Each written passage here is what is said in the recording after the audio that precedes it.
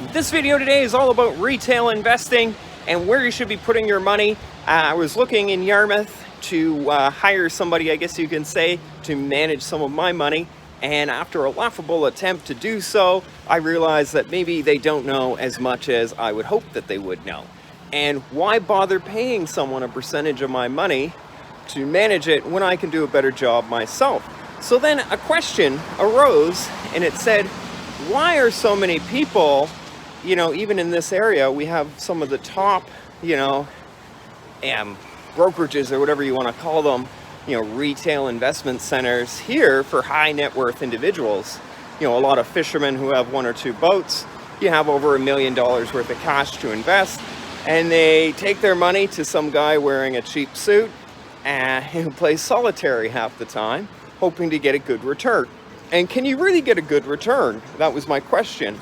I wouldn't care for the semantics, I guess, if they could make me money. But my theory is that they really can't make you money.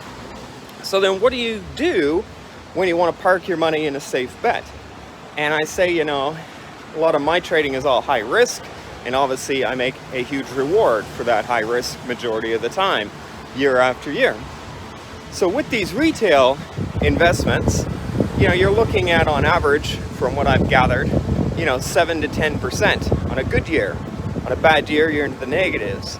So why am I paying someone 2% to make under what the average return on the S&P 500 can do for me? Why do people bother doing that? If you want to get a good deal in retail, you go to Costco, you buy in bulk, and you save money, opposed to going to a smaller store. So why is that philosophy not following through on your investments? Why do people bother, doing it that way? And, it's kind of funny, I guess, in a way, as to why people do that. You can leave a comment below. If you have a good money manager, let me know. I would love to know.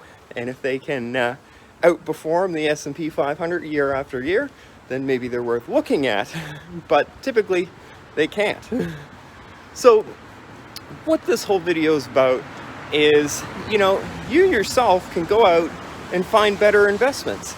Even if you just put your money in the S&P 500, an index fund, which has, the top, let's say 100 or the top 10 stocks, on the New York Stock Exchange or NASDAQ, whatever you want to trade, or TSE, and do it yourself.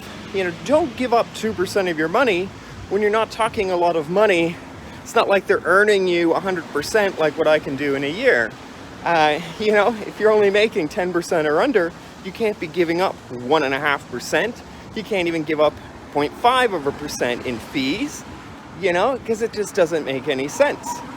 I often laugh at, that movie about Jordan Belfort, Wolf of Wall Street, in the lunch scene where the guy's sitting at the lunch and he says, it's all a presumption, smoke and mirrors.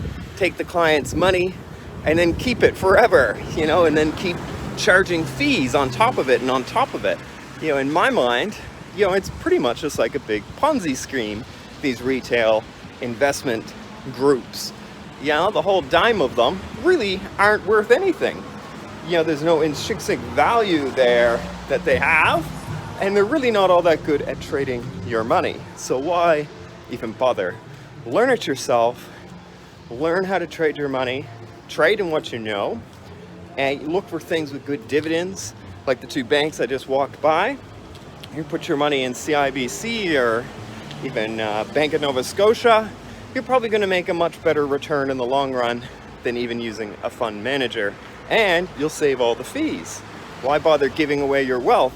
If you actually look at how much money you're paying in fees in the course of a 25-year period, when they show you those graphs of if you invest 100 grand today, you'll have $300,000 tomorrow. Well, look in the fine print on that. Is that $300,000 minus fees? Or is that $300,000 including fees? They really do trick you on that. I think it's a huge scheme. I think you should just control your own money, and you're probably smarter than you give yourself credit for, and you know more about what's going on around you than what you think. So enjoy your money, save yourself the 2%, just invest in an index fund, Stop giving your money away to these people. It makes no sense to me. Hope you enjoyed the video. Leave a comment below. If you're managing your own money, let me know. Hit the like button and let me know. Let me know what kind of return you're getting if you do have a money manager. Is it worth doing? Are you paying them, less money than the value you're getting from them, so it's worthwhile?